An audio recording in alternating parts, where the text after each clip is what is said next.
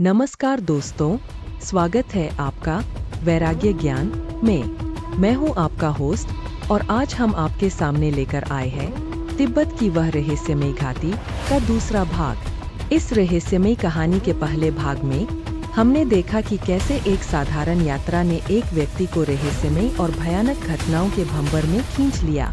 अब इस दूसरे भाग में हम आपको एक और गहरे और खतरनाक सत्य से रूबरू कराएंगे।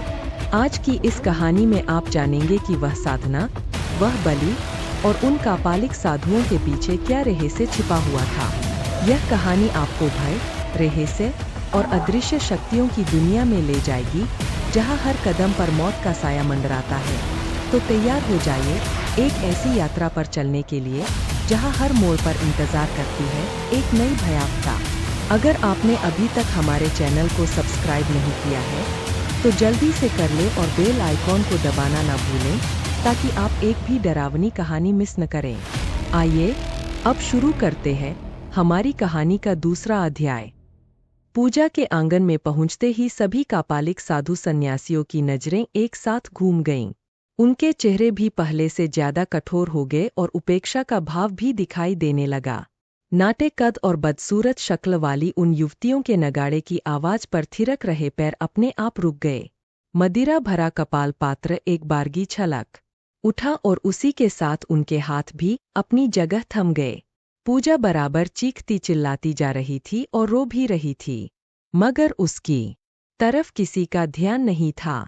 पूजा का हाथ अभी भी कसकर पकड़े हुआ था भैरवानंद। क्रोध से उसकी आंखें और अधिक लाल हो रही थीं और सारा शरीर कांप रहा था। कभीकदा वह मेरी तरफ भी देख लिया करता था, लेकिन उसकी लाल लाल आंखों से ऐसा लगता था मानो वह मुझे पहचानता ही नहीं था और पहली बार देख रहा था। बड़ा ही आश्चर्य हुआ उसके इस व्यवहार से मुझको। फिर अचानक ख्याल आया कि पूजा की बलि के लिए उसे वहां लाया गया था। यह ख्याल आते ही भय से मेरा रोम रोम कांपने लगा।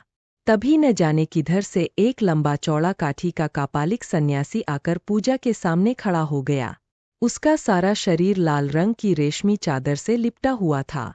उसका सिर बेडौल था और चेहरा भयानक। उसके चेहरे पर क्रोध, घृणा और उपेक्षा के भाव एक साथ तैर रहे थे।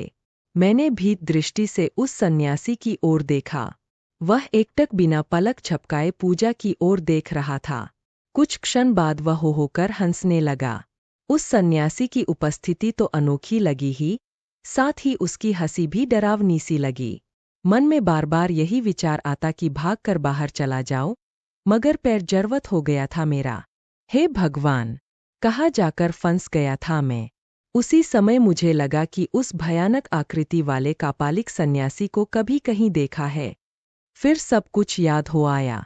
तवांग मठ के अपने कमरे में जब तंद्रिल अवस्था में था उस समय यही सन्यासी प्रकट हुआ था मेरे सामने और उसी के पीछे पीछे सम्मोहित सा चलकर उस रहस्यमय स्थान पर पहुंचा था और फिर वह अचानक लुप्त हो गया था, न जाने कहा।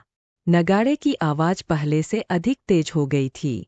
उसकी लय पर वे तमाम विभत्स सूरत शक्ल वाली युवतियां कामांदसी नाचने लगी थीं। उस समय उन सबकी मुद्रा और भाव काफी भयानक और विचित्र थे। मदिरा के नशे में वह सब उन्मत्त हो रही थीं। कुछ देर होकर हंसने के बाद उस भयानक सन्यासी ने अपने गले से रुद्राक्ष की माला निकालकर पूजा के मस्तक से स्पर्श कराया और फिर एक झटके से उसकी साड़ी खींचकर उसे पूरी तरह नग्न कर दिया। एक नवयुवती की यौवन से भरपूर और सुगठित काया अनावृत हो चुकी थी। मैंने देखा, रुद्राक्ष का स्पर्श होते ही पूजा बिल्कुल निर्विकार और शांत हो गई थी। उसका चीखना, चिल्लाना और रोना बिल्कुल बंद हो गया था।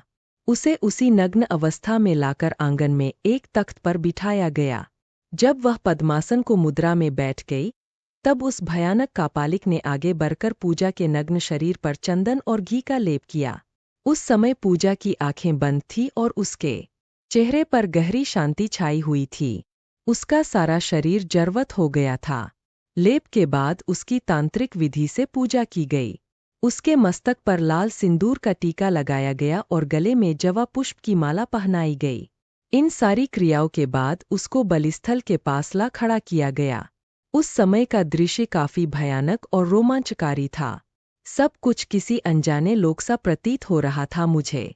नगाड़े की आवाज बराबर तेज होती गई। जब मैं उस रहस्यमय वातावरण का जायजा ले रहा था, तभी हाथ में चमचमाता हुआ एक काफी लंबी चौड़ी खड्ग लिए भैरवानंद वहां आया। उस समय उसका क्रूर और भयानक रूप बिल्कुल यमराज जैसा लग रहा था। उसका चेहरा तमतमाया हुआ था और होंठ फड़क रहे थे।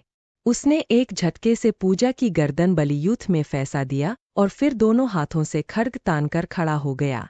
सभी उपस्थित कापालिक सन्यासी एक साथ संवेद स्वर में जोर जोर से कोई मंत्र पढ़ने लगे। मंत्रोच्चारण की ध्वनि बहुत ही अप्रिय और भयप्रद थी। अब तक मेरा मन शांत था, मगर अब उद्वेलित और विचलित होने लगा था। मैंने चीखकर कहना चाहा कि क्यों हत्या कर रहे हो इस लड़की की? कौन सा अपराध किया है इस बेचारी ने? लेकिन चाहकर भी मेरे मुंह से स्वर नहीं फूटा। मैं स्तब्ध, अवाक और हतप्रभ सा खड़ा रहा। मैं आगे कुछ सोचूं समझे कि उसके पहले ही वातावरण में एक खच की आवाज गूंज उठी और गूंज कर मंत्रोच्चारण की संवेद ध्वनि में विलीन हो गई। नारी कंठ से निकला हुआ एक आर्तनाद भी गूंजा और चुप हो गया। एक क्षण में बहुत बड़ी घटना घट गई थी। आंगन में खून ही खून फैला था। उस खून से लिपटी हुई पूजा की कंचनकाया छटपटा रही थी। उसका बेजान सा सिर एक ओर लुढ़का पड़ा था। वे तमाम युवतियां नाचना कूदना बंद कर गर्म खून को अपने मस्तक पर चंदन की तरह पोत रही थीं। कभी कभी उसे जीभ से चाट भी लिया करती थी। मेरे प्राण आतंक से हिम हो गए। लगा कि मैं मूर्छित हो जाऊंगा। एक गहरा सतराटा छा गया था वहां। सतराटा नहीं, अपितु मन में खित्रता और क्षोभ उत्पन्न कर देने वाली बेचैनी। अब रहा गया नहीं मुझसे। मैं भयातुर कंठ से एक बारगी चीख पड़ा, तुम सबने पूजा की हत्या क्यों की? क्यों बलि दे दी उस मासूम लड़की को? क्या किया था उसने? और सिर पटक कर करुण स्वर में रोने लगा। और उस स्थिति में कब तक रहा और कब चेतना शून्य हो गया इसका मुझे पता नहीं। जब चेतना लौटी तो अपने आप को एक सुसज्जित कमरे में पलंग पर पड़ा पाया। कमरे में एक गहरी खामोशी छायो हुई थी। मैं उठकर बैठ गया। मेरे मानस पतल पर पिछली सारी घटनाएं एक एक कर उभरने लगीं। सब कुछ सपना सा लगा मुझे। फिर एकाएक ख्याल आया कि मैं यहाँ और इस कमरे में कैसे पहुंचा? कौन लाया मुझको यहाँ? और कौन सी जगह है यह? जब यह सब सोचता हुआ हक्का बक्का सा चारों तरफ सिर घुमा घुमा कर देख रहा था, उसी समय न जाने कहाँ से एक नवयुवती वहां प्रकट हो गई। मैंने जब उसकी ओर देखा तो बस देखता ही रह गया। रोम की किसी राजकुमारी सी लग रही थी वह नवयुवती। एक नारी में जितना सौंदर्य चाहिए उतना सब भर दिया था ईश्वर ने उस सद्य नवयुवती में। उस युवती का नाम था शिवामयी। जब शिवामयी ने यह बतलाया कि मैं अरुणाचल की सुनसान घाटी में पहाड़ी नदी के किनारे चेतनाशून्य जमीन पर पड़ा था और वह मुझे उठाकर अपने आश्रम में ले आई, तो मुझे घोर आश्चर्य हुआ। मैं स्तब्ध और अवाक रह गया। विश्वास ही नहीं हो पा रहा था मुझे शिवामयी की बातों पर। मैंने शुरू से अंत तक की घटनाओं का सविस्तार वर्णन किया, तो सब कुछ सुनने के बाद उससे कहा जो कुछ मैंने देखा, सुना और अनुभव किया वह सब सत्य था। हाँ, सत्य था, बिल्कुल सत्य, शिवामयी बोली। लेकिन वह मठ कहाँ गया? मठ के सारे लोग कहाँ गए? पूजा की कटी लाश कहाँ गई? पूजा कौन थी? क्यों दी गई उसकी बलि? मैंने देखा। पूजा का नाम सुनकर शिवामयी विचलित हो गई। उसका चेहरा विवर्ण हो उठा। दूसरे ही क्षण अपने को संभाल कर वह बोली, पूजा का इतिहास एक असफल भैरवी का इतिहास है। पूजा की कथा भी कम रहस्यमयी नहीं है। लेकिन वह सब जानने समझने की आवश्यकता नहीं है तुमको। हाँ, इतना अवश्य बतला रही हूं कि तुमने जो कुछ देखा और जितनी घटनाएं घटीं, वह सब सत्य है। मठ की सत्ता अभी भी है और उस मठ में रहने वाले तमाम कापालिक साधकों का अस्तित्व भी है, मगर चर्मचक्षु से परे है। विशेष स्थिति में हो मठ की सत्ता और उससे संबंधित तमाम लोग और उन तमाम लोगों से संबंध रखने वाली तमाम घटनाएं प्रकट हुआ करती है। इतना कहने के बाद एक बारगी मौन साध गई शिवामयी। कार्तिक पूर्णिमा की रात थी वह। निर्मल आकाश में रूफला चांद खिला हुआ था। शुभ्र धवल ज्योत्सना बिखरी हुई थी उस निर्जन घाटी में। वातावरण में अनिर्वचनीय शांति थी। रात का शायद दूसरा पहर था। मेरे निकट पद्मासन की मुद्रा में नेत्र बंद किए हुए बैठी थी शिवामयी। शायद योग की किसी अवस्था में थी वह। कभी मैं आकाश में खिले चांद की ओर निहारता, तो कभी निहारता शिवामयी के दिव्य आभामय मुख की ओर। एकाएक शिवामयी का दाहिना हाथ मेरे मस्तक की ओर बढ़ा और तर्जनी उंगली का स्पर्श हुआ दोनों भौहों के बीच में। दूसरे ही क्षण ऐसा लगा मानो मेरे शरीर में बिजली का हल्का सा करंट दौड़ गया हो और काफी देर तक सनसनाता रहा मेरा शरीर, और उसी के साथ मेरी बाह्य चेतना लुप्त हो गई। चेतना लुप्त होते ही एक अज्ञात किंतु विलक्षण स्थिति में पहुंच गया। निश्चय ही वह शारीरिक मानसिक सत्ता से ऊपर की स्थिति थी। उस उच्च स्थिति में एक दूसरे ही जगत का अनुभव किया मैंने। ध्वनिरहित निस्पंद था वह जगत, प्रकाश का हो विस्तार था उस अलौकिक जगत में। मैं अपने आप को शरीर रहित अनुभव कर रहा था उस स्थिति में। क्या वह समाधि की अवस्था थी? जब मैंने इस संबंध में पूछा तो शिवामयी ने बतलाया कि शरीर से मन की सत्ता को अलग होने पर जो घटित होता है उसी का अनुभव था वह। इसे समाधि में प्रवेश कहा जा सकता है। योग के 4 मुख्य अंग हैं क्रियात्मक दृष्टि से। पहला है श्रवण, दूसरा है मनन, तीसरा है निदिध्यासन और चौथा है समाधि। इन चारों अंगों के समन्वय को महायोग कहते हैं। महायोग की अंतिम उपलब्धि एकमात्र समाधि है। वास्तव में समाधि जगत का अंत है और परम सत्य का आरंभ है। समाधि में मन की मृत्यु हो जाती है और फिर उसी समाधि के गर्भ में आत्मा का जन्म होता है। समाधि की स्थिति मन और आत्मा के बीच में है। मन की दृष्टि से देखा जाए तो वह प्रथम चरण है। मन को शक्तिहीन अथवा क्षीण करना आवश्यक है। बिना मन के क्षीण हुए समाधि संभव नहीं। श्रवण, मनन और निदिध्यासन द्वारा मन बराबर क्षीण हो जाता है और समाधि में पूर्ण रूप से लीन हो जाता है। समाधि के जिस केंद्र से उस सत्य का अनुभव प्रारंभ हो जाता है जो सचमुच में हम है। तमाम वृत्तियों के 2 आधार हैं, पहला है मन और दूसरा है आत्मा। जब तक मन अपने आप में स्वतंत्र रहता है और शक्तिशाली रहता है, तब तक सारी वृत्तियां मन का आश्रय लेकर प्रकट होती है। इस स्थिति में इन वृत्तियों को मनोवृत्तियां कहते हैं। जब मन की स्वतंत्र सत्ता नष्ट हो जाती है, उसकी शक्ति निर्बल और क्षीण हो जाती है, तो वे हो तमाम वृत्तियां आत्मा का आश्रय लेकर प्रकट होती है। इस स्थिति में उन वृत्तियों को आत्मवृत्तियां कहते हैं। समाधि की अवस्था में सारी मनोवृत्तियां केवल आत्मरूप विषय से संबंधित हो जाती है। इसी कारण वे वृत्तियां अनुभव में नहीं आ पातीं। जब साधक समाधि से लौटता है तो वे तमाम वृत्तियां स्मृति रूप में उसे भासती है। इस बात को अच्छी तरह से समझ लेना चाहिए कि समाधि में किसी भी प्रकार का कोई अनुभव नहीं होता। समाधि स्वयं एक परम अनुभव है। वह परम अनुभव परम आनंद का अनुभव है, लेकिन जब साधक समाधि में रहता है तब उस अवस्था में उसको उस परम आनंद का परम अनुभव नहीं हो पाता, क्योंकि समाधि की अवस्था में साधक स्वयं परम आनंद रूप अथवा परमानंद रूप में हो जाता है। समाधि में परमानंद या इसका परम अनुभव साधक को तब होता है जब वह समाधि से लौटता है। तब वह उसी स्मृति के आधार पर परमानंद का अनुभव करता है। बाद में स्मरण करता है कि उसे परमानंद की प्राप्ति हुई थी। समाधि में किसी और ही प्रकार का जीवन था। जीवन की किसी गहन स्थिति की अनुभवपूर्ण उपलब्धि थी। इन सब बातों का तब पता चलता है जबकि साधक का अस्तित्व मन से संबंधित होता है, यानी जब आत्मा से मन का योग होता है। किसी भी प्रकार का अनुभव मन में होता है। मन में स्मृति भी रहती है।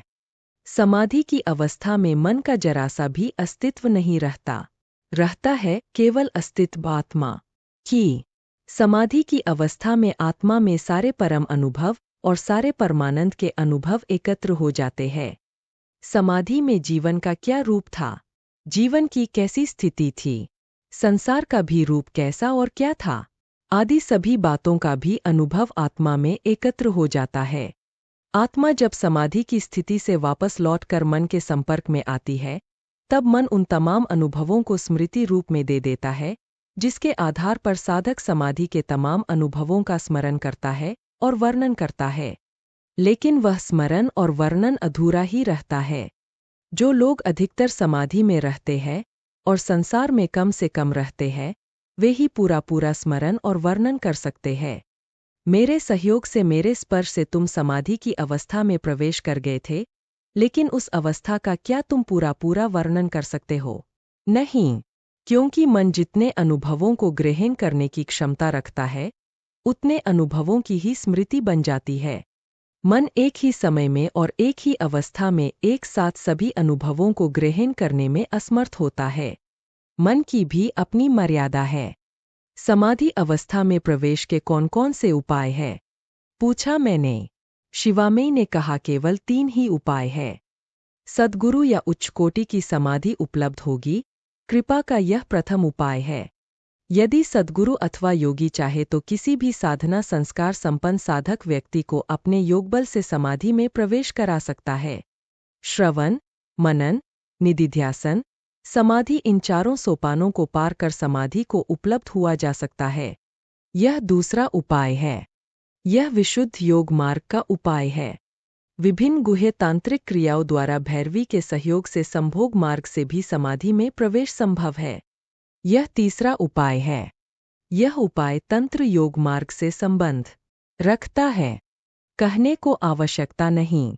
योग तंत्र से संबंधित साधनाओं का पहला लक्ष्य है एकमात्र समाधि। समाधि की उपलब्धि केवल इन्हीं तीनों उपायों द्वारा संभव है। समाधि से आदृश्य अथवा उपलब्धि क्या है? पुनः प्रश्न किया मैंने। शिवामयी ने कहा देखो इस संसार में सभी कुछ है, मगर 2 वस्तुएं नहीं है। पहली वस्तु है शांति और दूसरी वस्तु है आनंद। किसी भी सांसारिक विषय में शांति नहीं है। किसी भी विषय भोग में आनंद नहीं है। लोग जिसे आनंद और शांति समझते हैं, वास्तव में वह एक भयानक भ्रम है। मृगमरीचिका है।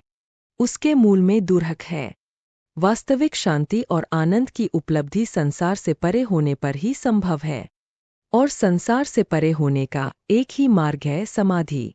समाधि की अवस्था में हम संसार से अलग हो जाते हैं। संसार की सीमा से बाहर चले जाते हैं। जहाँ तक मन है, वहाँ तक संसार है। समाधि में मन रहता ही नहीं, इसलिए वहाँ संसार के रहने का प्रश्न ही नहीं उठता। समाधि में हमें परम शक्ति और परम आनंद का साक्षात्कार होता है। शिवामयी ने आगे बताया कि समाधि की सबसे बड़ी विशेषता यह है कि वह साधक के आंतरिक और बाह्य दोनों व्यक्तियों का आमूलचूल परिवर्तन कर देती है।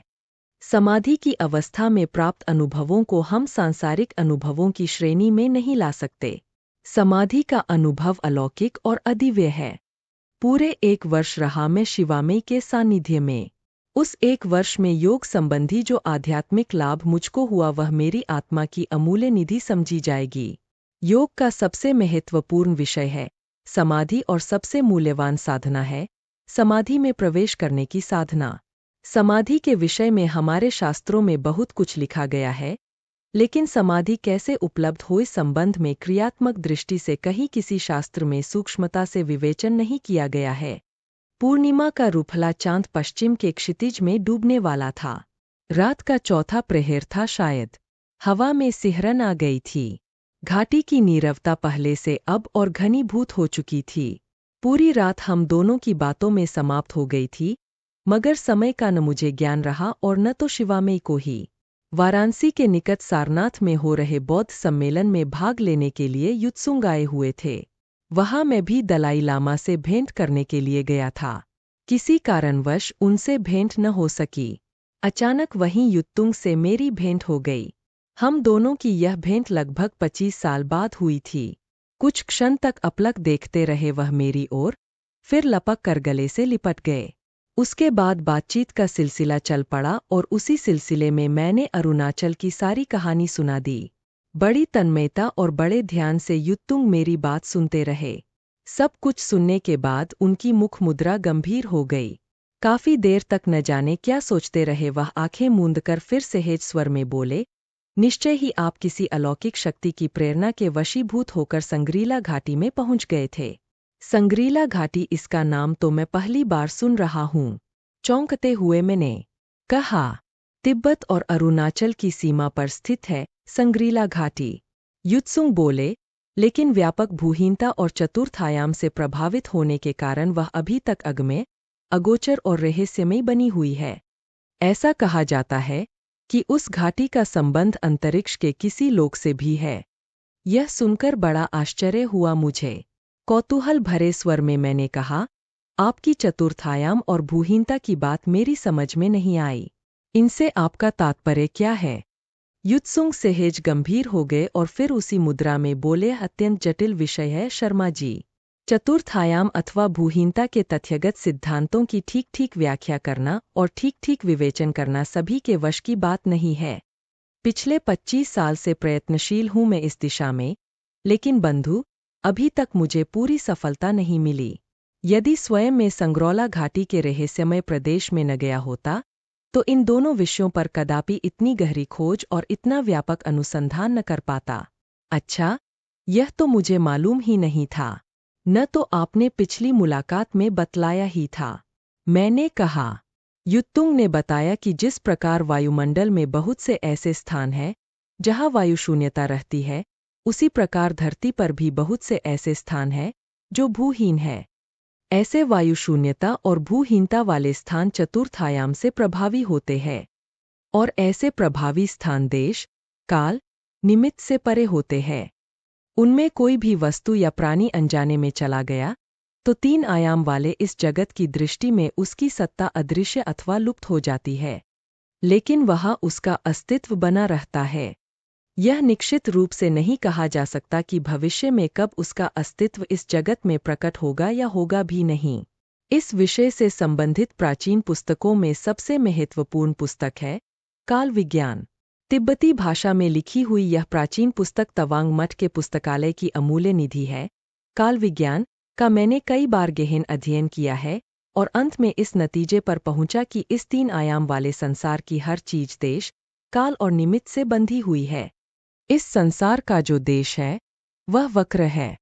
यदि कोई वस्तु या प्राणी स्थानहीनता अथवा शून्यता के प्रभावी क्षेत्र में पहुंच गया, तो वह वक्रता स्वयं अपने आप टूट जाती है और वह वस्तु या वह प्राणी अनजाने में चतुर्थ आयाम के संसार में चला जाता है। सबसे मजे की बात तो यह है कि यदि कोई व्यक्ति भूहीनता के प्रभावी क्षेत्र में चला जाता है, तो उसे इस बात का जरा सा भी पता नहीं चलता कि वह एक ऐसे विचित्र और अद्भुत संसार के रहस्यमय वातावरण में पहुंच गया है, जहाँ की काल का प्रभाव नगण्य है और जहाँ मन की, प्राण की और विचार की शक्ति एक विशेष सीमा तक बढ़ जाती है। इतना ही नहीं, शारीरिक क्षमता, जीवन शक्ति और मानसिक चेतना में भी आशातीत वृद्धि हो जाती है। वह अपने को हमेशा प्रफुल्ल और तरोताजा अनुभव करता है। उनकी बातें सुनकर मुझे आश्चर्य हो रहा था। ये विषय मेरे लिए सर्वथा नवीन और कौतूहलपूर्ण थे। जिज्ञासाओं का तूफान उमड़ रहा था उस समय मेरे मस्तिष्क में। थोड़ी देर रुककर युत्सुंग आगे कहने लगे, सबसे आश्चर्यजनक बात तो यह है कि समय के प्रभाव की नगण्यता के कारण व्यक्ति के शरीर पर काल का प्रभाव अत्यंत मंद गति से पड़ता है। अगर व्यक्ति ने 25 वर्ष की अवस्था में कथित स्थान में प्रवेश किया है, तो उसका 25 वर्ष की आयु का शरीर दीर्घकाल तक उसी प्रकार युवा बना रहेगा। इसका मतलब यह हुआ कि आयु भी अपने स्थान पर स्थिर हो जाती है। मैंने पूछा, नहीं, ऐसी बात नहीं। युत्सुंग बोले, आयु तो बराबर बढ़ती ही जाती है, लेकिन उसकी वृद्धि के प्रभाव से दीर्घकाल तक वंचित रहता है शरीर। यही विशेषता है। लेकिन इस बात का पता व्यक्ति को नहीं चलता। वह तो यही समझता है कि वह अभी 25 साल का युवक ही है। संयोगवश वह व्यक्ति किसी प्रकार प्रभावी क्षेत्र से बाहर आ गया तो बढ़ी हुई आयु का प्रभाव तत्काल उस पर पड़ेगा और उसके साथ ही उनकी जीवन शक्ति भी क्षीण हो जाएगी और मर भी सकता है वह। खैर, ऐसी ही है संग्रीला घाटी और ऐसा ही है उसका रहस्यमय अविश्वसनीय वातावरण। वह कितनी पुरानी है यह नहीं बतलाया जा सकता। लोगों का कहना है कि पौराणिक घाटी है। पुराणों में उसका नाम शांग्रीला है, जो कालांतर में बिगड़ कर संग्रीला हो गया। स्वर्गीय वातावरण में डूबी हुई संग्रीला घाटी अद्भुत छटाओं से भरी पड़ी है। कितनी बड़ी है वह घाटी यह कहा नहीं जा सकता, लेकिन अनेक योगाश्रमों, सिद्धाश्रमों और तांत्रिक मठों तथा उनमें सैकड़ों हजारों निवास करने वाले उच्चकोटि के दीर्घ अवस्था प्राप्त, कालजयी और अद्भुत शक्ति संपन्न योगियों और साधकों का विशाल केंद्र है वहाँ, इसमें संदेह नहीं। दिव्य अवस्था प्राप्त कुछ योगी तो ऐसे हैं जो आकाशचारी भी है। कुछ विलक्षण साधक ऐसे भी हैं जो महाभारत काल के हैं और वही रहकर साधना कर रहे हैं।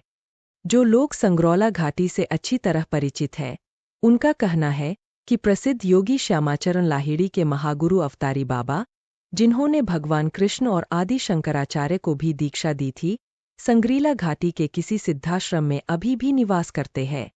कभीकदा आकाश मार्ग से गमन कर अपने भक्तों और शिष्यों को दर्शन भी देते हैं।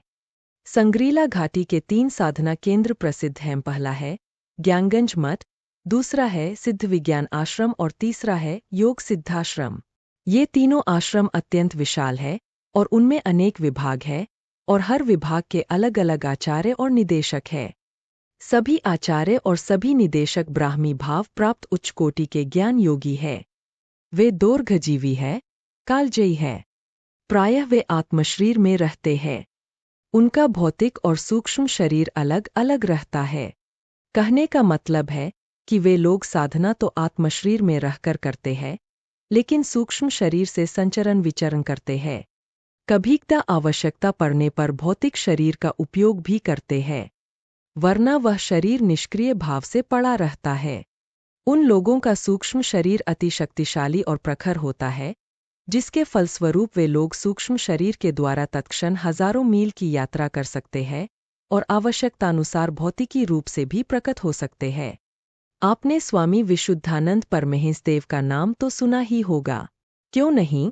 मैंने कहा भी न, जो महामहोपाध्याय डॉ. शून्य गोपीनाथ कविराज के गुरु थे और गंध बाबा के नाम से प्रसिद्ध थे।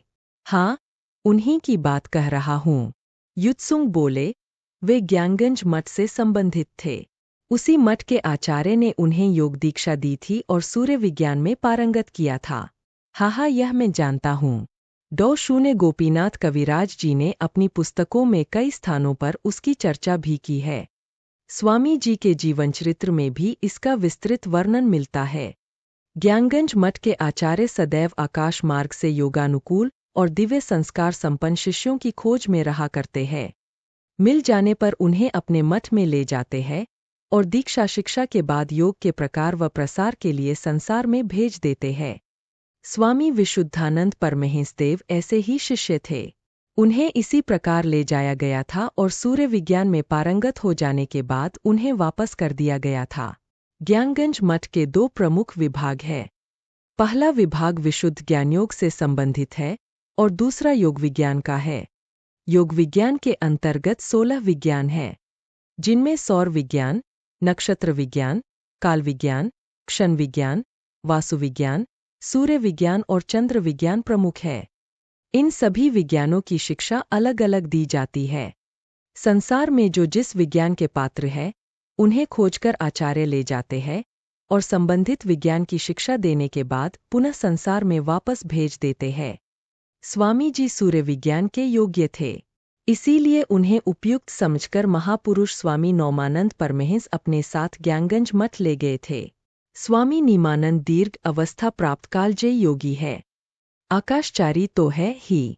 उनके गुरु जो हजारों वर्ष की आयु के हैं, उनकी सबसे बड़ी विशेषता यह है कि वे अपने 5 शरीर में अलग अलग निवास करते हैं।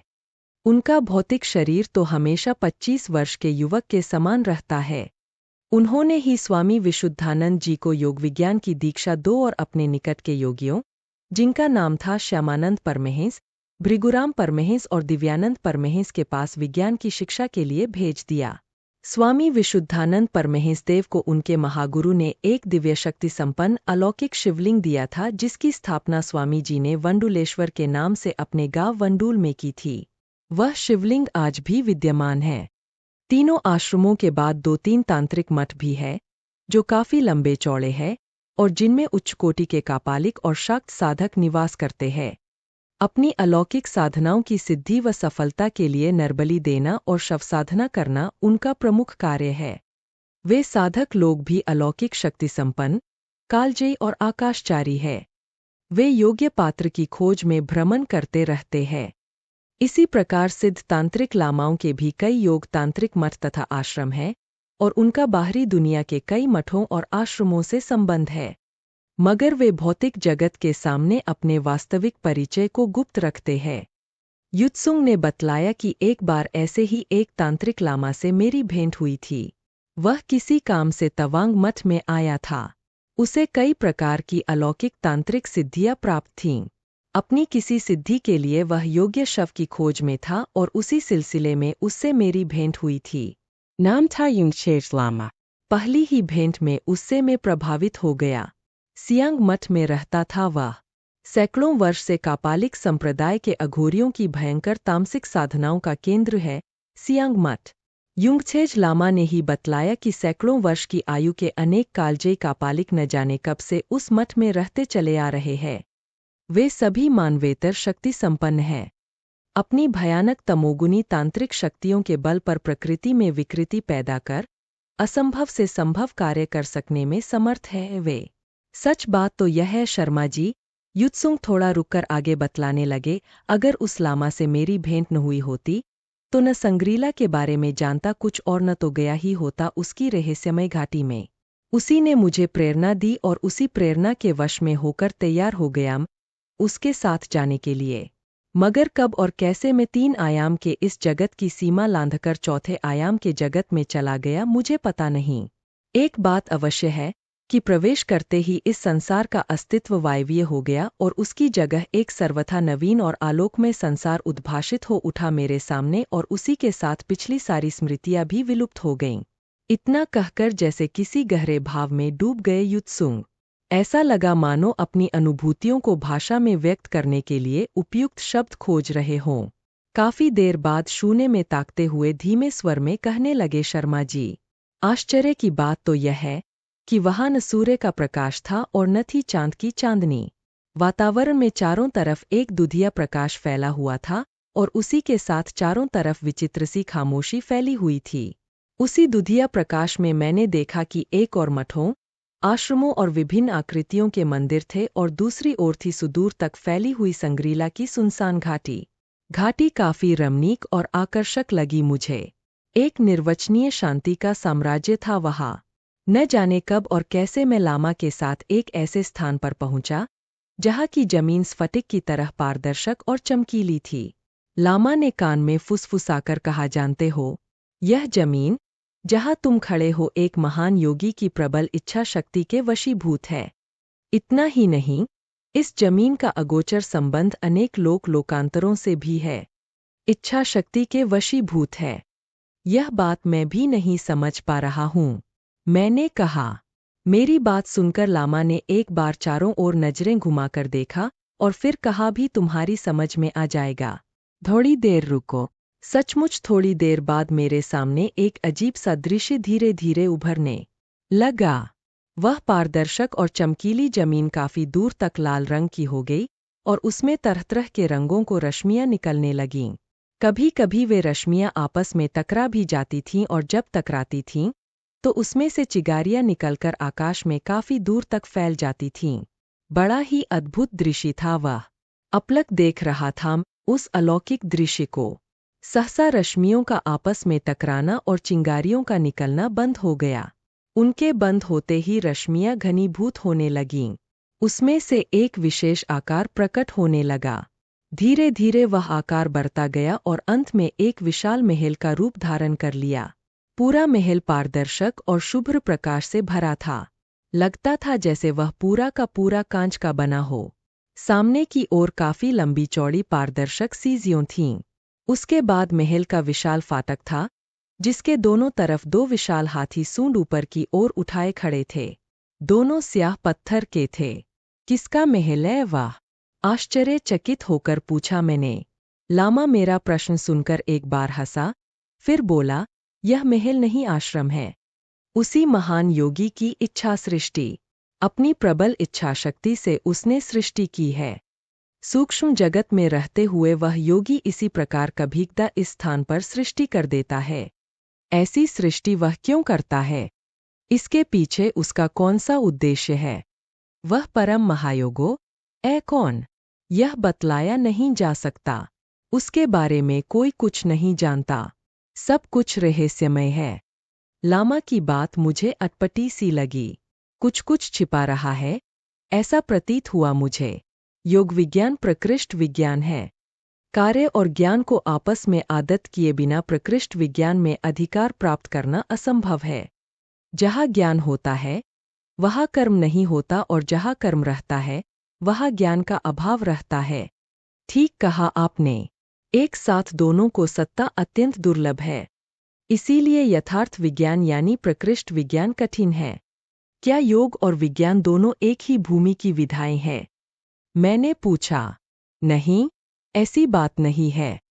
दोनों में भिन्नता है। इच्छा शक्ति का पूरा विकास ही योग है। इसी प्रकार मन शक्ति का पूर्ण विकास प्रकृष्ट विज्ञान है। योग बल से भी सृष्टि होती है और विज्ञान बल से भी। एक में इच्छा शक्ति काम करती है और दूसरे में मन शक्ति। आज जिस विज्ञान की उन्नति हो रही है उसके मूल में इच्छा है, मन है, मगर शक्ति नहीं है। इसीलिए उसकी आधार भूमि में अज्ञान अथवा त्रुटियां रहती है। उसी अज्ञानता और त्रुटियों के कारण भौतिक विज्ञान विनाश का कारण भी बनता जा रहा है। मैं यह जानना चाहता था कि वह सृष्टि किस बल से हुई थी, योग बल से या विज्ञान बल से, और यह भी जानना चाहता था कि वह परम महायोगी कौन थे। लेकिन इसका समाधान उस समय नहीं हो सका। मैंने लामा के साथ उस आश्रम में प्रवेश किया।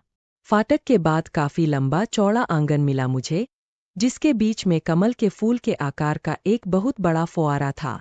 फूल के ऊपर एक नग्न युवती की मूर्ति खड़ी थी। मूर्ति के हाथों में किसी पारदर्शक पत्थर का कलश था जिसके भीतर से पानी निकल निकल कर फुआरों के रूप में बाहर फैल रहा था। उस आंगन के चारों तरफ काफी लंबे लंबे दालान थे और उसके बाद थे कमरे।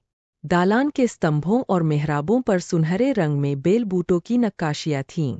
दीवारों पर विभिन्न प्रकार के प्राकृतिक दृश्यों के चित्र अंकित थे। आंगन और दालान पार करने के बाद मुझे फिर सीढ़ियां मिली, जिससे उतरकर एक सुंदर बाग में पहुंचे। वह बाग भी काफी बड़ा था और उसमें सभी प्रकार के फूलों के पेड़ पौधे लगे हुए थे, जिनकी सुगंध से सारा वातावरण भरा था।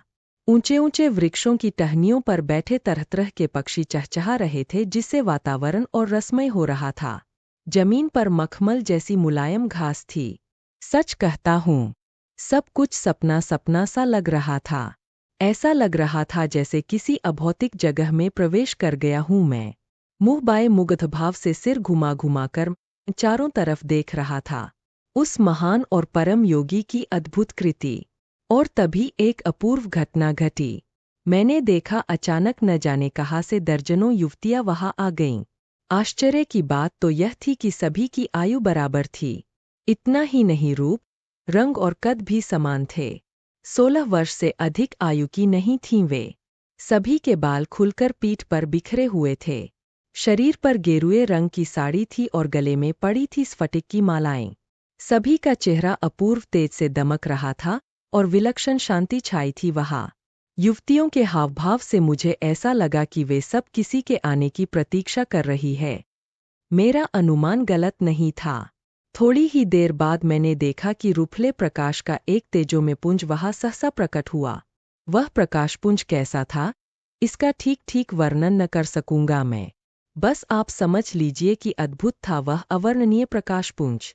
उसके चारों ओर सुनहरे रंग का वलय था, जिसमें से रश्मियां निकलकर चारों ओर बिखर रही थीं। यह प्रकाशपुंज बाग से धीरे धीरे चलकर आश्रम के भीतर जाने लगा। युवतियां भी उसके पीछे पीछे चलने लगीं। लामा से यह पूछने पर कि वह प्रकाशपुंज कैसा है, तो उसने बतलाया कि वह आत्मशरीर है। आत्मशरीर? चौंक कर बोला मैं। हाँ, आत्मशरीर, लामा ने कहा। योगियों का आत्मशरीर ऐसा ही होता है। किस योगी का है यह आत्मशरीर? उसी महान और परम योगी का जिसकी यह अलौकिक रचना है, लामा ने कहा। अच्छा, कहकर मैं अपलक देखने लगा, जाते हुए उस प्रकाशपुंज की ओर। धीरे धीरे चलकर आंगन के एक ओर बने स्फटिक के चबूतरे पर स्थिर हो गया वह प्रकाशपुंज।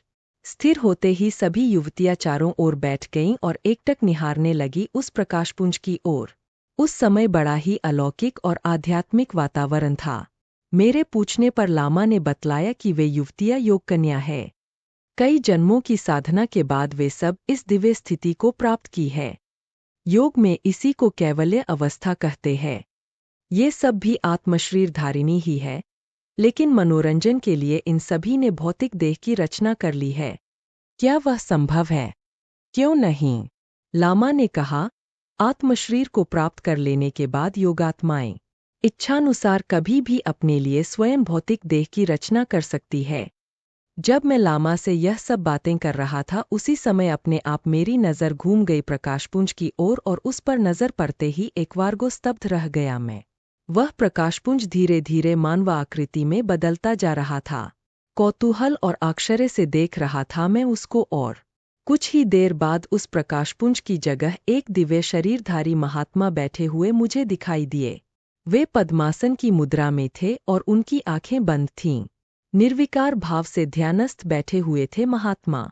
वे सभी युवतियां चारों ओर से उनको घेरे हुए बैठी थीं।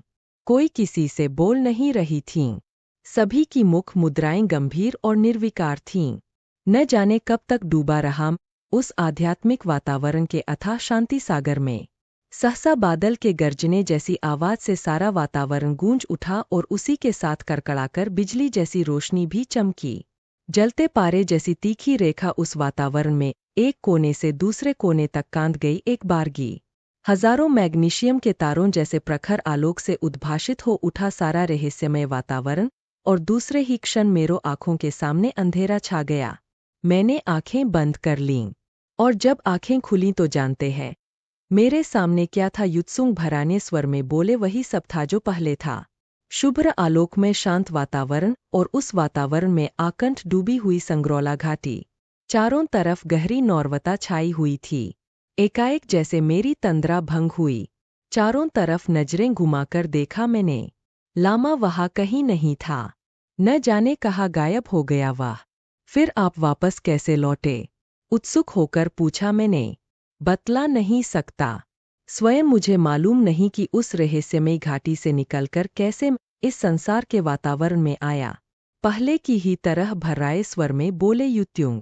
मगर हाँ, जब मेरी बाह्य चेतना लौटी तो ऐसा लगा कि मैं गहरी नींद से जगा हूँ और उस गहरी नींद में एक ऐसा लंबा सपना देखा है मैंने जिसे कभी भी भुलाया न जा सकेगा।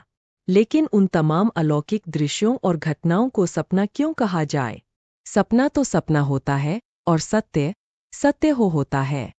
जैसे अपने आप से बोले वह हजारों फुट ऊंची दुर्गम पर्वतमालाओं से घिरी उस रहस्यमयी घाटी की अब तक न जाने कितने लोगों ने खोज की, लेकिन किसी को सफलता नहीं मिली। यहाँ तक कि काफी लंबे अरसे से चौन भी उसकी तलाश में है, पर उसे भी अभी तक निराशा ही हाथ लगी। मनोयोग से युत्तुंग की बात सुन रहा था, लेकिन जब उन्होंने अंत में यह चर्चा की तो एक बारगी चौंक पड़ा मैं और आश्चर्य मिश्रित स्वर में बोला क्या कह रहे हैं आप? मैं ठीक कह रहा हूँ शर्मा जी। आपको विश्वास होना चाहिए मेरी बात पर। आपको यह भी सुनकर घोर आश्चर्य होगा कि अक्टूबर 1962 में पंडित जवाहरलाल नेहरू की प्रतिष्ठा पर आघात पहुंचाने और भारत की लोकतांत्रिक व्यवस्था पर प्रहार करने की नीयत से नहीं बल्कि उसी संग्रीला घाटी का पता लगाने और उस पर अपना अधिकार करने के उद्देश्य से चीन ने भारत पर आक्रमण किया था। अच्छा, जेब से सिगरेट निकालकर सुलगाते हुए मैंने कहा और फिर अपनी जगह पर संभल कर बैठ गया मैं इत्मीनान से। युत्सुंग आगे बोले क्या आपने कभी गहराई से विचार किया है इस प्रश्न पर कि भारत पर चीन ने क्यों और किस लिए आक्रमण किया था? सच तो यह है कि आज तक कोई भी इस प्रश्न का अधिकारपूर्वक और स्पष्ट शब्दों में उत्तर नहीं दे सका है। चीनियों ने आक्रमण क्यों किया? इसके साथ आश्चर्य की बात यह भी है कि चीनियों ने एक पक्षीय युद्ध विराम घोषित करने के बाद तुरंत अपनी सेनाएं क्यों वापस कर ली? और इससे भी आश्चर्यजनक और विचारणीय बात तो यह है कि चाओ इन शू ने लाई माओ त्से तुंग या हुआ कुओफंग किसी भी चीनी नेता ने अभी तक इस प्रश्न का कोई ठोस उत्तर नहीं दिया है। युत्सुंग के इस तर्कपूर्ण बातों पर मैंने गंभीरतापूर्वक विचार किया। मुझे उचित प्रतीत हुआ भारत पर चीनियों का आक्रमण और उनकी वापसी सचमुच अभी तक रहस्य ही बनी हुई है। युत्सुंग ने कहा मेरे सिवा तवांग मठ में रहने वाले कुछ ही लामा ऐसे हैं जो चीनी आक्रमण के वास्तविक तथ्यों से भली भांति परिचित है। जैसे आपने मेरी बातों पर सहसा विश्वास नहीं किया उसी प्रकार इस मामले में उन लामाओं की बातों पर सहज कोई विश्वास न करेगा। युत्सुंग ने थर्मस से चाय उड़ेली और उसकी एक चुस्की ली और फिर आगे कहा क्या आपने जेम्स हिल्टन का नाम सुना है? हाँ, सुना तो है। उंगलियों में फैंसी सिगरेट की राख जालते हुए मैंने उत्तर दिया। जेम्स हिल्टन की लिखी हुई एक पुस्तक है लास्ट होराइजन। अपनी इस पुस्तक में जेम्स हिल्टन ने कुछ ऐसी रहस्यमयी घाटियों का वर्णन किया है जहाँ के लोग सैकड़ों वर्ष तक जीवित रहते हैं लेकिन वृद्ध नहीं होते। इसी संदर्भ में उसने संग्रीला का भी उल्लेख किया है। पुस्तक को पढ़कर कई देशी विदेशी खोजियों ने संग्रीला घाटी का पता लगाने की कोशिश की लेकिन सफल नहीं हुए। कुछ तो हमेशा के लिए गायब हो गए, पता ही नहीं चला उनका। खैर, चीनियों को संग्रौला घाटी के विषय में कब और कैसे जानकारी हुई, यह तो निश्चित रूप से नहीं बतलाया जा सकता, लेकिन यह निश्चित रूप से कहा जा सकता है कि संग्रीला घाटी के प्रति प्रबल जिज्ञासा के वशीभूत होकर ही 1940 में चीनियों ने तिब्बत पर अधिकार किया था। तिब्बत पर उनका आक्रमण करने का एकमात्र कारण संग्रौला घाटी का पता लगाना था, लेकिन वे अपने प्रयास अथवा उद्देश्य में सफल नहीं हुए। उनके तो ही विमान भी नियमित रूप से उस घाटी का पता लगाने के लिए तिब्बत के आकाश में उड़ान भरते रहते हैं, परंतु अभी तक वे भी सफल नहीं हुए। चीनियों को अभी तक उस घाटी का पता नहीं चला, यह आप कैसे जानते हैं? दूसरी सिगरेट सुलगाते हुए मैंने पूछा। मेरी बात सुनकर युत्तुंग एक बार मुस्कराए और फिर उसी मुद्रा में बोले, शर्मा जी, जिस दिन चौनियों को संग्रीला घाटी का पता चल जाएगा उसी दिन चीन के सभी नेता वहां जाएंगे। चीन की राजधानी पीकिंग में कोई भी नजर नहीं आएगा। 1960 में चीन सरकार उस अगम्यगोचर रहस्यमयी घाटी का पता लगाते रह गई। अच्छा, कैसे? आश्चर्य से पूछा मैंने। दरअसल हुआ यह कि संग्रौला घाटी का एक लामा भ्रमण करता हुआ ल्हासा पहुंच गया था। उसका उद्देश्य था दलाई लामा से भेंट करना, लेकिन दुर्भाग्यवश उस पर चीनियों की नजर पड़ गई और उन्होंने उसे पकड़ लिया। उन्हें कुछ शक हो गया था लाभा पर। वह काफी वृद्ध था, लेकिन उसका स्वास्थ्य अच्छा था। उस समय चीनियों को आश्चर्य और कौतूहल की सीमा न रही। जब चीनी डॉक्टरों और वैज्ञानिकों ने जांच और परीक्षण कर बतलाया कि उसकी आयु लगभग 400 वर्ष की है, लेकिन उसकी शारीरिक और मानसिक स्थिति 40 वर्ष की आयु के सामान्य स्वास्थ्य वाले व्यक्ति के समान है। यह रिपोर्ट सुनते ही चीनियों को विश्वास हो गया कि अवश्य वह लामा संग्रीला घाटी का निवासी है, और यह विश्वास होते ही चीनियों ने उससे पूछताछ शुरू कर दी। काफी यातना दी, हर प्रकार से डराया धमकाया भी, लेकिन उसने घाटी का पता नहीं बतलाया। एक चुप तो हजार चुप। चीनियों की भयंकर यातनाएं भी उसकी चुप्पी को तोड़ न सकीं। थोड़ा रुककर फिर होकर हंसते हुए युत्युंग ने बतलाया, माओत्से तुंग स्वयं व्यक्तिगत रूप से संग्रीला घाटी का पता पाने के लिए अत्यधिक उत्सुक थे। वे वहां जाकर स्थायी रूप से रहना चाहते थे। वे शतजीवी की इच्छा रखते थे।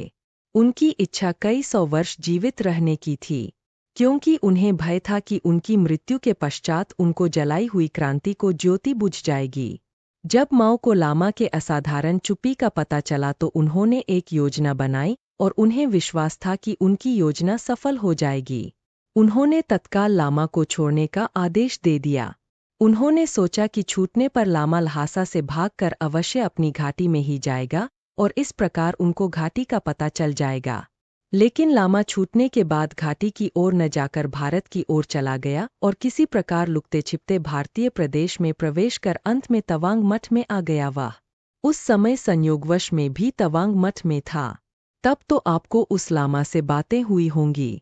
उत्सुकता से पूछा मैंने। क्यों नहीं? अगर उससे भेंट न हुई होती तो इन तमाम रहस्यमय तथ्यों का पता कैसे चलता मुझे? धीरे धीरे चाय की चुस्की लेते हुए युत्तुंग बोले, घटना अगस्त 1962 की है। तवांग मठ में पहुंचते ही लामा ने संग्रीला घाटी के स्थान का एक नक्शा बनाया। वास्तव में वह दलाई लामा से मिलना चाहता था और मिलकर वह नक्शा उन्हें देना चाहता था, लेकिन तभी चीनी सैनिकों ने आक्रमण कर दिया।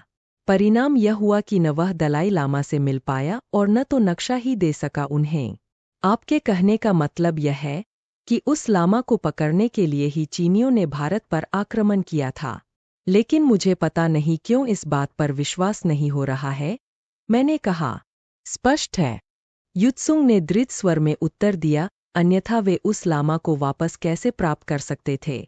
युत्सुंग के इस आश्चर्यजनक तथ्यों पर काफी देर तक विचार करने के बाद मैंने पूछा, दालांग और अंसाई चीन जैसे क्षेत्रों में लड़ाई हुई, उसके संबंध में आपका क्या विचार है? क्या कहेंगे आप उसके लिए? यदि वे तवांग मठ को जानने के लिए उस लामा को ही पकड़ना चाहते थे, तो दूसरे स्थानों पर आक्रमण करने की क्या आवश्यकता थी? यह अति आवश्यक था। जरा गहराई से समझने का प्रयास कीजिए।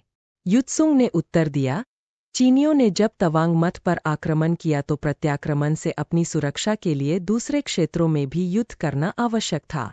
कहने की आवश्यकता नहीं। युत्सुंग के इन तमाम तथ्यों और सिद्धांतों पर जब मैंने काफी गहराई में मोचा और विचार किया तो मुझे सब कुछ तर्कसंगत ही प्रतीत हुआ। क्या वह लामा चौनिया के हाथ लग गया? मैंने पूछा। नहीं, पुत्तुंग सिर हिलाकर बोले, जब यह देखा गया कि चीनी सैनिकों का झुंड तवांग मठ की ओर बढ़ता चला आ रहा है, तब हम सब लोग तत्काल समझ गए कि वे क्या चाहते हैं। लामा तो पकड़ा ही जाता और पकड़े जाने के बाद उसकी जो दुर्दशा होती वह अलग। साथ साथ हम सब लोगों को भी खतरा था। इसलिए लामा को घोड़े पर बिठाकर 3-4 लोगों के साथ मैदानी इलाके की ओर भेज दिया गया, मगर दुर्भाग्य, जब वह तेजपुर की निचली पहाड़ियों के करीब पहुंचा तो उसके घोड़े का पैर फिसल गया। लामा 25-30 फुट नीचे खड्ड में गिर गया। सिर के चट्टान से टकरा जाने के कारण उसकी वही मृत्यु हो गई। तवांग मठ से भागकर लामा तेजपुर गया है। जब इसकी सूचना चीनियों को मिली तो वे तेजी से पीछा करते हुए तेजपुर की ओर चल दिए। रास्ते में ही उन्हें खून से लथपथ लामा का शव मिला, जिसे तत्काल संरक्षण में लेकर तुरंत लामा की मृत्यु की सूचना चीनी सेनापति को दे दी गई। चीनियों ने देखा कि जिस व्यक्ति की उन्हें खोज भी वही अब इस संसार में नहीं है, तब वे आगे बढ़ने के बजाय वापस लौट गए। इस प्रकार एक तरफा युद्ध विराम हो गया। आपने इन तमाम बातें और इन तमाम घटनाओं के संबंध में भारत सरकार को क्यों नहीं अवगत कराया? मैंने पूछा। मेरी बात सुनकर युत्तुंग एक बार सहज भाव से मुस्कराए और फिर बोले, भला कौन विश्वास करता मेरी बात पर? भारत सरकार के अधिकारी लोग मेरी सूचना पर कभी भी और किसी हालत में विश्वास नहीं करेंगे, इसलिए मैंने इन सारी बातों और घटनाओं की सूचना देना उचित नहीं समझा। आप अपने को ही लीजिए। जो कुछ मैंने बतलाया है वह सब पूर्ण रूप से सत्य है, इसमें संदेह नहीं। अंत में मैं आपको यह भी बतला दूं कि संग्रीला और संग्रीला के समान घाटियों की खोज चीनी उस समय से कर रहे थे जब उन्होंने भारत पर आक्रमण किया था, और अभी भी बराबर कर रहे हैं। उनके टोही विमान अभी भी चक्कर काटते रहते हैं तिब्बत के ऊपर। इसी से आक्रमण के सभी रहस्यमय पहलुओं को व्याख्या हो जाती है। आप स्वयं तिब्बती इलाकों में घूम चुके हैं, इसलिए आप तो जानते ही होंगे कि तिब्बत के लोग संग्रौला और उसके जैसे अन्य घाटियों के अस्तित्व से कितना दृढ़तापूर्वक विश्वास करते हैं। लास्ट होराइजन को लिखने की प्रेरणा जेम्स हिल्टन को कहाँ से मिली थी, जानते हैं ना आप? यह प्रेरणा भारत में ही एक तिब्बती से इस संबंध में हुई बातचीत से ही मिली थी। उस नक्शे का क्या हुआ? मैंने पूछा। मुझे नहीं मालूम। तांग पर अधिकार कर लेने के बाद चीनियों ने मठ का कोना कोना छान मारा, लेकिन उनको भी वह नक्शा नहीं मिला। संभव है जाते समय लामा ने नक्शे को मठ में ही किसी सुरक्षित स्थान पर छुपा दिया हो। मैंने कहा, हो सकता है, लेकिन इतने बड़े मठ में नक्शे के लिए 1-1 इंच जमीन खोजने का इतना बड़ा कष्ट कौन उठाएगा? किसके पास है भला इतना समय? मैं तो यही समझता हूं कि ऐसे स्थान को अज्ञात और रहस्यमय रहने देने में ही भलाई है। खैर, सृष्टि का विस्तार असीम है शर्मा जी। युत्तुंग जरा गंभीर स्वर में बोले, और उस असीम विस्तार में पृथ्वी एक अत्यंत रहस्यमय लोक है। इसमें ज्ञान की अपेक्षा विज्ञान अधिक व्यापक है। रहस्य के अभी इतने पर्दे पड़े हैं कि उनके समझ से अब तक की सारी जानकारी नगण्य है। सूक्ष्म जगत तो अभी पूर्णतया अज्ञात बना हुआ है। प्रकृति रहस्य के स्थूल पक्ष कितने ही ऐसे हैं जो अब भी मनुष्य की बुद्धि के सामने रहस्य है। प्रकृति को समझ लेने का दावा करने वाली वैज्ञानिक बुद्धि भी जब उन रहस्यात्मक पक्षों का पर्यवेक्षण करती है तो उसे देखकर हतप्रभ रह जाती है। खोजने में ऐसा कोई कारण नहीं दिखाई पड़ता जो भौतिक विज्ञान की विश्लेषणात्मक पद्धति अथवा नियमों के अंतर्गत आता हो। बौद्धिक असमर्थता व्यक्त करते हुए हारकर उन्हें अविज्ञान रहस्य घोषित किया जाता है। इतने पर भी तथ्य और सत्य अपने स्थान पर यथावत है। सृष्टि की कोई भी घटना ऐसी नहीं है जो कारणों से रहित हो अथवा अवैज्ञानिक हो। यह बात दूसरी है कि भौतिक विज्ञान उन रहस्यमय क्षेत्रों में पहुंचकर अविज्ञान सूत्रों को खोज निकालने में असमर्थ सिद्ध हो रहा हो। इस धरती पर संग्रीला और उससे मिलती जुलती अन्य घाटियों के अलावा भी बहुत से ऐसे स्थान हैं जो भूहीनता और वायुशून्यता से प्रभावित चतुर्थायामी है। उन रहस्यमय स्थानों में भी जो लोग गए वे हमेशा के लिए गायब हो गए। आज तक उनका कोई पता न चला। कारणों का पता लगाने में वैज्ञानिकों ने जी-जान से प्रयत्न किया, लेकिन सफलता नहीं मिली। वे हर तरह से अपने को असमर्थ अनुभव करने लगे। आज भी उनकी असमर्थता पूर्ववत बनी हुई है। यदि वास्तव में देखा जाए तो भूहीन और वायुशून्य स्थानों में लोगों के गायब होने की घटनाओं का क्रम पिछले लगभग 200 वर्षों से चला आ रहा है। पहली घटना 18वीं सदी में घटी थी। उस समय स्पेन और फ्रांस के बीच भयानक युद्ध हो रहा था। 2000 स्पेनी सैनिकों का नेतृत्व कर रहे थे कमांडर जार्नबाव। सैनिक 3 टुकड़ियों में बंटकर चल रहे थे। एकाएक लगभग 1500 सैनिकों की एक टुकड़ी देखते ही देखते गायब हो गई, जिसे खोजने के लिए विशेषज्ञों की एक टोली भेजी गई, लेकिन टुकड़ी का पता कहीं न चला। ऐसी ही एक घटना 1856 में घटी। 650 फ्रांसीसी सैनिकों की एक टोली निकटवर्ती जर्मन चौकी पर हमला करने के लिए बढ़ रही थी, तभी अचानक एक हल्का सा बवंडर आया और देखते ही देखते 645 सैनिक हवा में गायब हो गए। महीनों तक खोजबीन चलती रही, लेकिन उन सैनिकों का कोई चिन्ह तक नहीं मिला। इसी प्रकार अमेरिका का टेनेसी निवासी एक किसान डेविड लाग अपने 2 मित्रों के साथ 23 सितंबर 1888 को सायंकाल घूमने निकला। तीनों मित्र एक साथ थे। अचानक डेविड हवा में गायब हो गया। काफी खोज की गई, लेकिन उसका पता न चला। उसके मित्रों में एक न्यायाधीश था। उसने कहा कि एक अविश्वसनीय किंतु सत्य घटना है, जिसका कोई समाधान खोजने पर नहीं मिलता। इस तरह की चौथी घटना सन 1920 में लंदन के एक युवा सांसद विक्टर ग्रेस के साथ घटी। वह लंदन की एक दुकान से जैसे ही बाहर निकले वैसे ही हवा में गुम हो गए। 23 जुलाई 1905 भी इसी तरह का हादसा हुआ। पोलैंड निवासी पादरी केनरी वोर्निस्को अपने मित्र के पास जा रहे थे। अभी 200 गज हो गए होंगे कि गायब हो गए। लाख खोजने पर भी वे नहीं मिले। ऐसी तमाम अनेक घटनाओं का विवरण हिस्ट्री ऑफ वंडरफुल इवेंट्स नामक पुस्तक में मिलता है, मगर उनका अभी तक रहस्योद्घाटन न हो सका है। खैर, इसी प्रकार वायुशून्यता में भी गायब होने की कई महत्वपूर्ण घटनाएं हैं। 12 सितंबर 1972 को कैप्टन लजान रोमेरा एवं उनके साथी पायलट फ्लोरिडा के होम स्टेट एयरबस से जेट कैंटर द्वितीय से उड़ान भरी। रडार यंत्र से सियामी के दक्षिण पूर्व जेट को उड़ते हुए देखा गया। उसके तुरंत बाद वह रडार के पर्दे पर से गायब हो गया। एयरफोर्स और कोस्टल गार्ड के द्वारा बड़े पैमाने पर खोज की गई, परंतु गायब हुए जेट एयरलाइनर का कोई संकेत प्राप्त नहीं हुआ। भूहोनता और वायुशून्यता का प्रभाव पानी पर भी पड़ता है। इसके लिए अभिशप्त बरमूडा त्रिकोण में अब तक न जाने कितने जलयान गायब हो चुके हैं। यह बात नहीं है कि आज के वैज्ञानिक भूहोनता और वायुशून्यता के वाक्यों को अस्वीकार करते हैं, लेकिन इस प्रसंग में उनका कहना है कि समय समय पर कुछ अदृश्य इलेक्ट्रोमैग्नेटिक विक्षोभी के कारण रेडियो एवं इलेक्ट्रॉनिक उपकरण अपना काम करना बंद कर देते हैं, जिसके फलस्वरूप यंत्र तथा मानव शरीर अदृश्य हो जाते हैं। यह तो है वैज्ञानिकों की दलील, मगर विस्तृत खोज के दौरान एक ऐसे ब्लैक होल का पता चला है जो पृथ्वी और सूक्ष्म लोक के बीच सेतु का काम करता है। गायब हुए मनुष्य और पदार्थ इस मार्ग से कहाँ चले जाते हैं तथा वहां जाकर इनकी क्या स्थिति होती है, इस संबंध में विज्ञान की खोज अभी इतनी लंबी नहीं हुई है जितनी कि ऐसे रहस्यों से पर्दा उठाने के लिए आवश्यक है। फिर भी कुछ अतिरिक्त सूत्र ऐसे हाथ लगे हैं जिनसे प्रतीत होता है कि यह ब्लैक होल पृथ्वी से अन्य लोगों का संबंध जोड़ता है। युत्तुंग का तो दृढ़ स्वर में यहाँ तक कहना था कि इस पृथ्वी पर एकमात्र संग्रीला ही नहीं, जहाँ जहाँ भूहीनता और वायुशून्यता है वहाँ वहाँ ब्लैक होल है।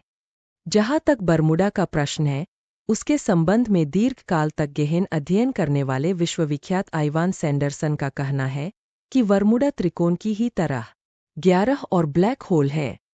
बरमूडा त्रिकोण के बाद सबसे खतरनाक क्षेत्र जापान के निकट का क्षेत्र है, जो शैतानी समुद्र के नाम से प्रसिद्ध है। वैज्ञानिक उसे डेमिल्ससी कहते हैं। डेमिल्स के बाद मेडिटेरियन के पश्चिम में तीसरा ब्लैक होल है। चौथा है अफगानिस्तान का मृत्यु क्षेत्र। पांचवा है हवाई द्वीप के पूर्व में। छठा है ऑस्ट्रेलिया के दक्षिण पश्चिम। सातवां है ऑस्ट्रेलिया के पास तास्कान समुद्र में। आठवां है प्रशांत महासागर में। नवां है अर्जेंटा के दक्षिण पूर्व सीमा तट पर। 10वां है दक्षिण अफ्रीका के दक्षिण पूर्व तट पर। 11वां है उत्तरी ध्रुव के पास और 12वां है दक्षिणी ध्रुव के पास। इन सभी ब्लैक होलों में वायु शून्यता के साथ ही साथ जल शून्यता भी है। जलयान और नभ्यान दोनों गायब होते हैं यहाँ, मगर गायब होकर कहाँ चले जाते हैं, वैज्ञानिकों के पास इसका पक्का उत्तर नहीं है। विज्ञान इसका निश्चित हल नहीं पा सका है। बस तरह तरह की अटकलबाजियां है इस संबंध में वैज्ञानिकों के पास। यह निश्चित है कि विज्ञान जिस समस्या का हल नहीं कर पाता और जिस बात का सही उत्तर नहीं दे पाता, बुद्धिजीवी लोग उस समस्या को हल करने के लिए और उस बात का उत्तर पाने के लिए पराविद्या का सहारा लिया करते हैं। इस संबंध में भी ऐसा ही हुआ। अमेरिका के परमाणु वैज्ञानिक रॉड खेकर ने कहा कि इन तमाम ब्लैक होलों का संबंध अनिंद्रिय से है। उनके कथनानुसार वातावरण में अनेक गुप्त सुरंगें हैं जो आंखों से दिखलाई नहीं देतो, मगर वो किसी अदृश्य तूफानी भंवर की तरह सभी को अपनी ओर खींच लेती है। वैज्ञानिक महोदय का कहना तो यहाँ तक है कि 1945 में गायब हुआ हवाई जहाज के एक पायलट से 1936 में संपर्क भी स्थापित किया था। तिब्बत के प्रसिद्ध लामा लॉवसंग रामपा का कहना है कि ब्रह्मांड में जितने भी जड़ या चेतन है, इन सबका एक एक प्रतिपिंड भी है, उसी प्रकार जैसे चुंबक के 2 ध्रुव होते हैं। इस संसार में जहाँ जहाँ ब्लैक होल है, वहाँ वहाँ उनका संबंध दूसरे संसार से है। जो भी व्यक्ति था यान होल के सामने आता है, वह तत्काल उसके माध्यम से दूसरे संसार में चला जाता है। भौतिक वैज्ञानिक हेराल्ड वार्लिंग इन तमाम ब्लैक होलों को अंतरिक्ष के किन्हीं लोकवासियों का क्षेत्र मानते हैं। अर्जेंटीना के वैज्ञानिक रोमनी डंक भी इस तथ्य को स्वीकार करते हैं। डॉ शूने मैशन वैलेंटाइन का कहना है कि अब तक के सभी गायब यान और मनुष्य एक अन्य आयाम एवं चुंबकीय पर्यावरण में उपस्थित है, जिन्हें अन्य ग्रह के निवासियों ने उत्पन्न किया है। आइंस्टीन ने समय को चौथा आयाम माना है। इन्हीं तथ्यों के आधार पर मैंने संग्रीला और उसके जैसे अन्य क्षेत्रों को चतुर्थायामी माना है। अमेरिका के नासा शोध संस्थान ने अंतरिक्ष का एक एक्सरे तैयार किया है, जिससे स्पष्ट होता है कि ब्रह्मांड से अनेक प्रकार के विचित्र विद्युत प्रवाह बराबर हर समय एक ओर से दूसरी ओर दौड़ रहे हैं। उनकी प्रवाह गति विलक्षण है।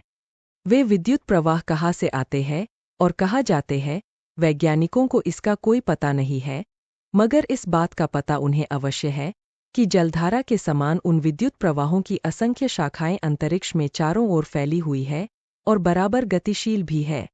टेक्सास विश्वविद्यालय के अंतरिक्ष वैज्ञानिक जॉन शीलर ने इन विद्युत प्रवाहों को क्वासर्स ऊर्जा स्रोत बतलाया है। उनका यह भी कहना है कि समव्याप्त रेडियो तरंगें इसी स्रोत से जन्म लेने वाली लहरें अथवा तरंगें हैं। अंतरिक्ष भौतिकी के प्रोफेसर हर्बर्ट गर्स्की ने उन्हीं ब्रह्मांड विद्युत तरंगों को ब्लैक होल के नाम से संबोधित किया है। उपर्युक्त विद्युत प्रवाह का ही नाम ब्लैक होल है। कंपास की सुई जिस दिशा में उत्तर दिशा का संकेत करती है, वह वास्तविक या भौगोलिक उत्तर दिशा से सर्वथा भिन्न है। मगर यह रहस्य की बात है कि 12 ब्लैक होलों के क्षेत्र में कंपास की सुई जो उत्तर दिशा बतलाई है, वही उन दोनों का वास्तविक या भौगोलिक उत्तर है। खैर, जो भी हो, यह तो निश्चित है कि अभी तक इस संबंध में बड़े बड़े शोधकर्ता और वैज्ञानिक अंतिम निष्कर्ष पर नहीं पहुंचे हैं, और भविष्य में कभी पहुंच पाएंगे या नहीं, यह निश्चित रूप से नहीं बतलाया जा सकता। सच तो यह है कि यह विषय भौतिक विज्ञान की सीमा के बाहर है। बड़े बड़े वैज्ञानिक इस समस्या को सुलझाने में हमेशा अपने आप को असमर्थ ही पाएंगे, क्योंकि यह विषय अथवा यह समस्या पराविज्ञान के क्षेत्र में आता है।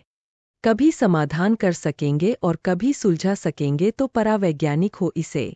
सबसे आश्चर्य की बात तो यह है कि इन तमाम अभिशप्त क्षेत्रों में ही सबसे अधिक उड़न तश्तरियां दिखाई देती है।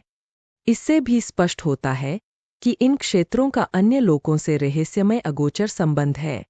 यह निश्चित रूप से कहा जा सकता है कि उड़न तश्तरियां अंतरिक्ष लोकों से संबंध रखती है और उनका निर्माण हमसे सैकड़ों हजारों गुना अधिक विकसित तकनीक एवं यांत्रिकी द्वारा किया गया है। पृथ्वी पर वायुयान का आविष्कार कुछ ही दशक पूर्व है, लेकिन आकाश में उड़नशील अनेकशः विभिन्न आकारों वाले रहस्यमय यानों को देखे जाने की सूचनाएं प्राचीन काल से उपलब्ध होने लगी थीं। इनमें से कई रहस्यमय यानों के देखने का प्रमाण तो लिखित रूप से भी मिलता है। ऐसी भी सूचनाएं मिलती है जिससे पता चलता है कि विश्व के विभिन्न खंडों में से रहस्यमय उड़न तश्तरियां सुदूर अतीत के उस युग में भी देखी गई थीं जो इतिहास के लिए आज भी अंधकार युग बना हुआ है। आपने हमारी कहानी का यह हिस्सा देखा। आशा है कि आपको यह पसंद आया होगा। अगर आपको यह वीडियो अच्छा लगा हो तो कृपया लाइक करें और हमारे चैनल को सब्सक्राइब करें ताकि आप ऐसी ही और भी रोचक कहानियाँ और सामग्री पाते रहें। अपने विचार कमेंट सेक्शन में जरूर साझा करें। हम आपकी प्रतिक्रियाओं का इंतजार करेंगे। मिलते हैं अगले वीडियो में। तब तक के लिए धन्यवाद और अपना ध्यान रखें।